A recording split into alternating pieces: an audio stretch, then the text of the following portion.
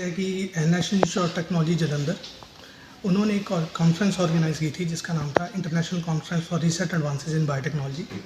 उसके अंदर एक थीम था फार्मास्यूटिकल एंड क्लिनिकल बायोटेक्नोलॉजी। उसके अंदर अलग अलग देशों के लोग जो थे उन्होंने अपना क्लिनिकल रिसर्च जो था एक्सप्लेन किया, और मैंने उसमें जो अपना हमारा काम था जो CD209 जीन प्रमोटर पॉलीमॉर्फिज्म है उसकी हमने जो है रिसेप्टिविटी विद ट्यूबरकुलोसिस एक्सप्लेन की, तो उसमें मुझे जो है वो अवार्ड मिला। मैम हम अभी आधे रास्ते पे भी नहीं आए हैं। मुझे ऑलमोस्ट 4 साल हो गए हैं इस काम को करते हुए, और 4 साल के अंदर अभी हम एक ऐसे आइडिया पर पहुंचे हैं कि जो जेनेटिक्स है उसका बहुत ही क्रिटिकल रोल हो सकता है ट्यूबरकुलोसिस बीमारी को समझने के लिए। जो कॉन्फ्रेंस के अंदर लोग आए थे वो 7 देश थे, जिसमें US, चाइना, स्विट्ज़रलैंड और आयरलैंड, इंडिया और इंडोनेशिया जैसे कंट्रीज़ थे।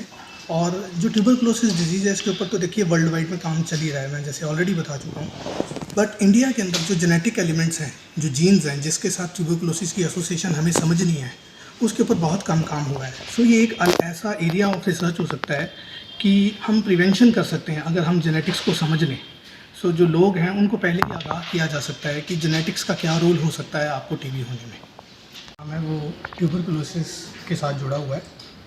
जैसे कि ट्यूबरकुलोसिस एक इन्फेक्शियस डिजीज़ है, और अगर हम देखें वर्ल्ड के अंदर जो भारत है, इंडिया है, उसका जो टोटल ग्लोबल बर्डन है वो 1/5 है ट्यूबरकुलोसिस का। मतलब अगर 100 लोग दुनिया में अगर टीबी के हैं तो उसमें से 20 लोग भारत के हैं।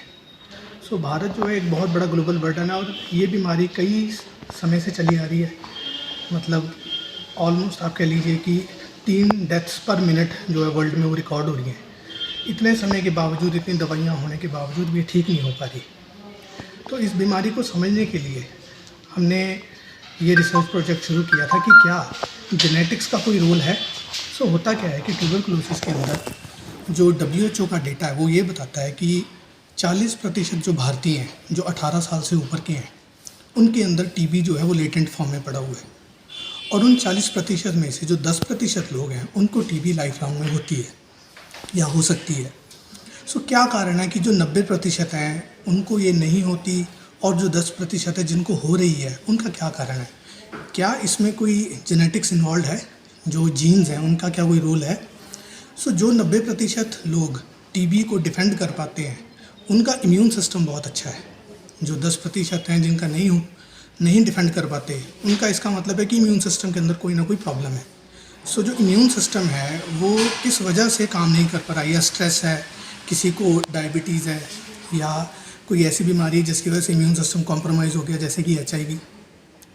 सो जब हमने उनको स्टडी करना शुरू किया तो हमने पाया कि कुछ ऐसे जेनेटिक एलिमेंट्स हैं जिनकी वजह से जो टीबी है वो कॉन्ट्रैक्ट होता है बॉडी के अंदर। सो हम उन जेनेटिक एलिमेंट्स को समझने की कोशिश कर रहे हैं।